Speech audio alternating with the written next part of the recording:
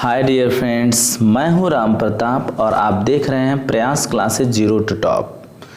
तो अपने पिछले वीडियो में मैंने बताया था कि दो ऐसे सेंटेंस होते हैं जब हम हेल्पिंग वर्ब डिड का यूज नहीं करते हैं। तो यहाँ पे हम देखेंगे कि वो कौन से नेगेटिव और इंट्रोगेटिव सेंटेंस होते हैं जब हम डिड का यूज नहीं करते हैं। और आप पहली बार इंग्लिश के साथ जीके भी सीखने जा रहे हैं, तो आप वीडियो को अंत तक देखिए, आपको यहाँ पे काफ़ी नॉलेज मिलने वाला है। तो आइए शुरू करते हैं। देखिए यहाँ पे है राजा हरिश्चंद्र कभी झूठ नहीं बोलते थे। तो आपको तो पता है कि यहाँ पे जो वर्ब है बोलते थे, ये पास्ट की बात है और ये सिंपल पास्ट है, क्योंकि यहाँ पे जो ये एक्शन है वो कंटिन्यू नहीं है और ना तो यहाँ पे ऐसा दिखाया जा रहा है कि एक्शन कंप्लीट हो चुका था या पूरा हो चुका था। तो यहाँ पे ये बस सिंपली पास्ट में ये है कि पास्ट में ये काम था, ठीक, पास्ट में ये एक्शन होता था। तो ये उनकी हैबिट बताई जा रही है। तो जो पास्ट की हैबिट्स होती हैं वो सिंपल पास्ट टेंस में होती हैं। तो यहाँ पे नहीं वर्ड तो है, लेकिन उसके साथ साथ यहाँ पे कभी नहीं है, जो कि एडवर्ब ऑफ फ्रीक्वेंसी दिखा रहा है। मतलब कि जो इनका एक्शन है उसके दोहराव को दिखा रहा है कि वो एक्शन कब होता था। तो कभी नहीं मतलब कि नेवर। तो यहाँ पे हम एक स्ट्रक्चर को ध्यान में रखेंगे और वो है subject plus never plus verb का सेकेंड फॉर्म प्लस ऑब्जेक्ट। तो हम इस तरह के सेंटेंस को इस स्ट्रक्चर पर बनाएंगे। तो देखिए सब्जेक्ट, नेवर, वर्ब का सेकेंड फॉर्म और ऑब्जेक्ट। तो अगर सेंटेंस में कभी नहीं वर्ड का यूज है तो हम वहां पे डिड नॉट का यूज नहीं करेंगे। तो यहाँ पे सब्जेक्ट कौन है? राजा हरिश्चंद्र, क्योंकि बोलते थे इस एक्शन को करने वाले कौन है? राजा हरिश्चंद्र।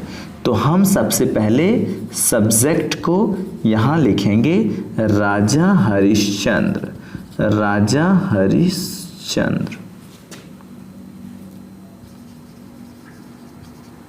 नेवर टोल्ड अ लाई। देखिए कैसे, सबसे पहले सब्जेक्ट, उसके बाद नेवर, उसका वर्ब का सेकेंड फॉर्म बोलते थे, टोल्ड, और क्या? झूठ। ये है ऑब्जेक्ट। सब्जेक्ट के बाद ऑब्जेक्ट का यूज होगा, तो LIE, लाई। तो ये हो गया राजा हरिश्चंद्र नेवर टोल्ड अ लाई। अब दूसरा सेंटेंस देखते हैं, मैंने तुमसे कभी घृणा नहीं की। तो यहाँ पे सब्जेक्ट कौन है? मैंने, आई, और फिर यहाँ पे हम यूज करेंगे एडवर्ब ऑफ फ्रीक्वेंसी नेवर का, आई नेवर। फिर वर्ब क्या है? घृणा की, तो घृणा करना, तो हेटेड, आई नेवर हेटेड। अब ऑब्जेक्ट यहाँ क्या है? तुमसे, यू का ऑब्जेक्टिव फॉर्म यू ही होता है। तो आई नेवर हेटेड यू, मैंने तुमसे कभी घृणा नहीं की, मैंने तुम्हें कभी गाली नहीं दी। आई नेवर अब्यूज्ड यू, मैंने उसे कभी नहीं देखा। आई नेवर सा हिम, या आई नेवर सा हर, अगर वो गर्ल है तो आई नेवर सा हर। तुमने मुझसे प्यार कभी नहीं किया, यू नेवर लव्ड मी। तो इस तरह से आप नेवर का यूज करके बोल सकते हैं कि पास्ट की जो भी बातें होती हैं अगर कभी नहीं हुई हैं तो आप सब्जेक्ट, नेवर, वर्ब का सेकेंड फॉर्म, फिर ऑब्जेक्ट के स्ट्रक्चर पर आप बोल सकते हैं। तो अब देखते हैं वो इंट्रोगेटिव सेंटेंस जब हम डिड का यूज नहीं करते हैं। तो यहाँ देखिए, अखियों के झरोखों से गीत किसने गाया। तो यहाँ पे देखिए मैंने कुछ इंट्रोगेटिव सेंटेंस लिखा है और इनका आंसर जानना सबके लिए ज़रूरी है। जो भी स्टूडेंट्स हैं उन्हें इनका आंसर जानना चाहिए, और अगर नहीं जानते हैं तो इस वीडियो में आप जान जाएंगे। तो बने रहिए मेरे साथ और देखिए, अखियों के झरोखों से गीत किसने गाया।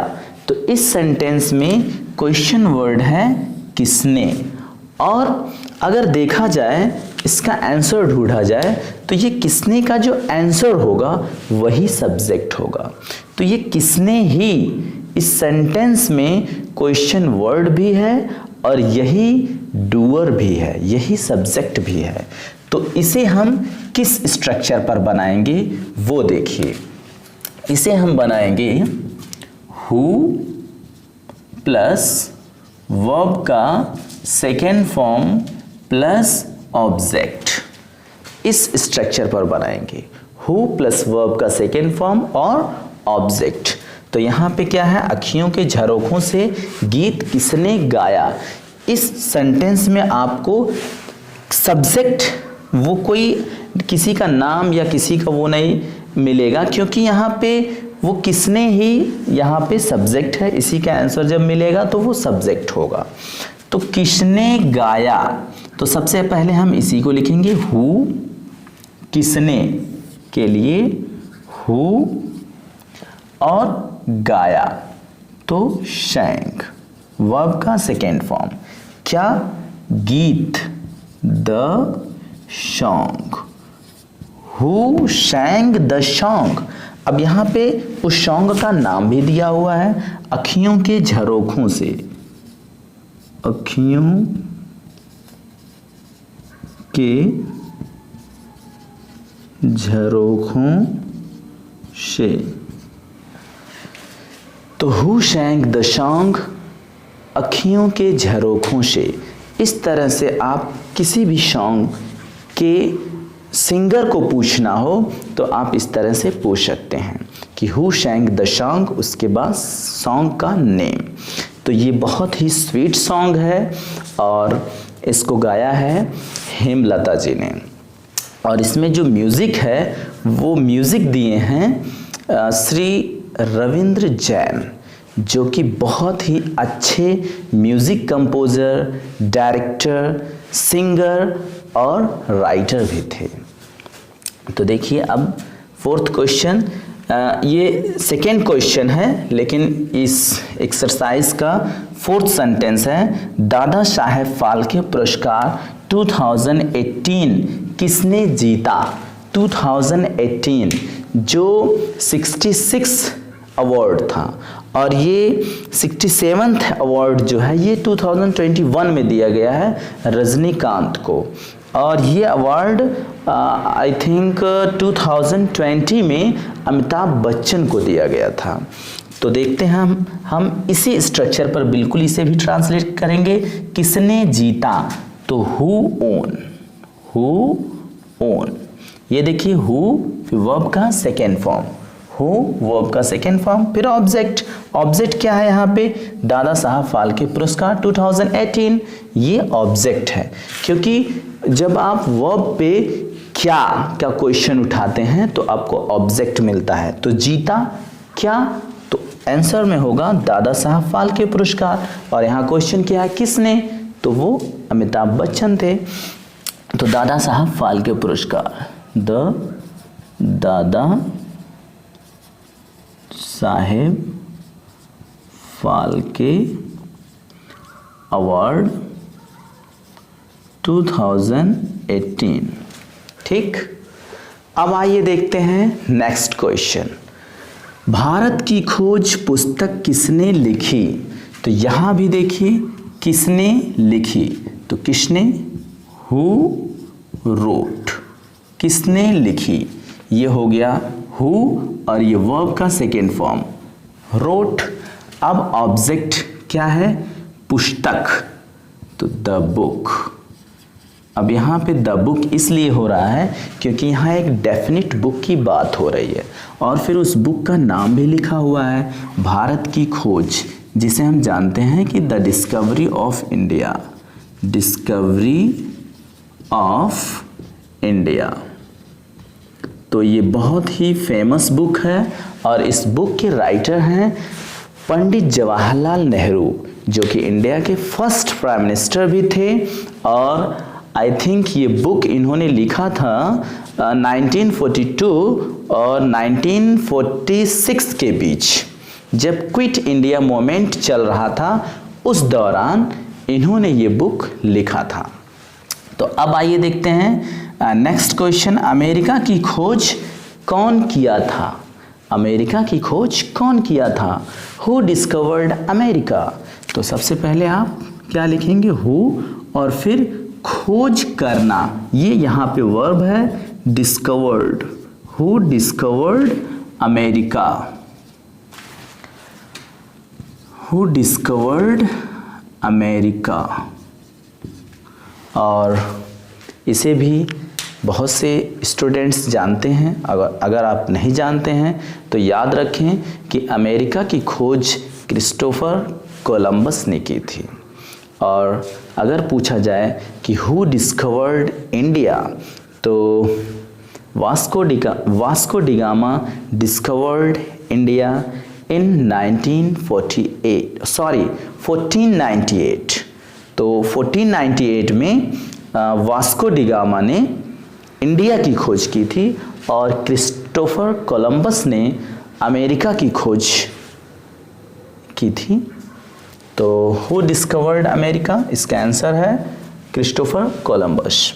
और आज़ाद हिंद फौज की नींव किसने रखी? फिर यहाँ पे किसने क्या रखी? नींव रखी। तो यहाँ पे नींव रखना वर्ब है और किसने ये क्वेश्चन वर्ड है। तो सबसे पहले हम क्वेश्चन वर्ड लिखेंगे हु, और फिर न्यू रखना का फाउंडेड। हु फाउंडेड क्या?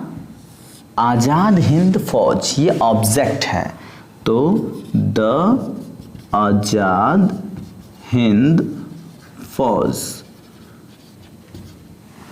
Who founded the Azad Hind फौज।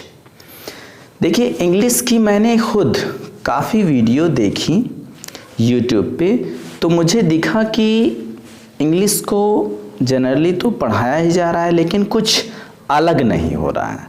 तो मैंने ऐसी कोशिश की कि मैं कुछ अलग करूं। तो इसके लिए मैं ये कोशिश किया कि आप इंग्लिश के साथ साथ मतलब और भी कुछ सीखें। तो इसलिए मैंने ये मुझे सिखाना था सिंपल पास्ट टेंस का इंट्रोगेटिव सेंटेंस, जिसमें हम हेल्पिंग वर्ब डिड का यूज नहीं करते हैं। तो उसके साथ साथ मैं आपको जीके भी बता रहा हूँ। शायद आप इन्हें जानते हो या नहीं जानते हो। अगर नहीं जानते हो तो आप इन्हें याद रखें। और अगर आपको ये वीडियो अच्छा लग रहा हो तो आप इसे लाइक कर दें, और इस वीडियो को अधिक से अधिक लोगों तक पहुंचाने के लिए प्लीज़ आप इसे शेयर करें। और अगर अभी तक आपने इस चैनल को सब्सक्राइब नहीं किया है तो इस तरह के इंटरेस्टिंग वीडियो पाने के लिए आप इस चैनल को सब्सक्राइब कर दें और बेल आइकन पे प्रेस करें ताकि आपको नोटिफिकेशन मिलता रहे। तो आइए नेक्स्ट क्वेश्चंस देखते हैं। यहाँ पे तो पहले से ही ट्रांसलेट है, अब हम इन्हें इंग्लिश टू हिंदी करेंगे, वो भी बहुत इजी है। कैसे? यहाँ देखिए लिखा हुआ who wrote the Ramayana. Who wrote the Ramayana.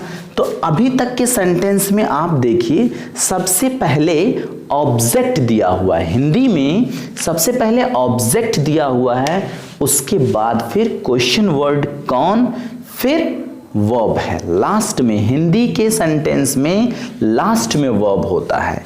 तो यहाँ भी हम वैसे ही सेट कर देंगे। यहाँ पे देखिए हु, इसे वर्ब के पहले लिखेंगे और द रामायणा ये ऑब्जेक्ट है, इसे सबसे पहले लिखेंगे।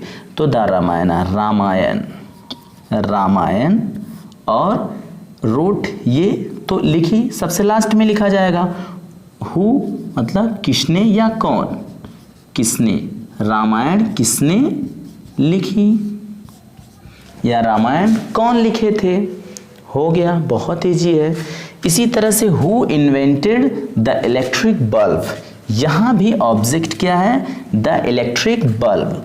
तो विद्युत बल्ब, विद्युत बल्ब का, अब देखिए विद्युत बल्ब का आविष्कार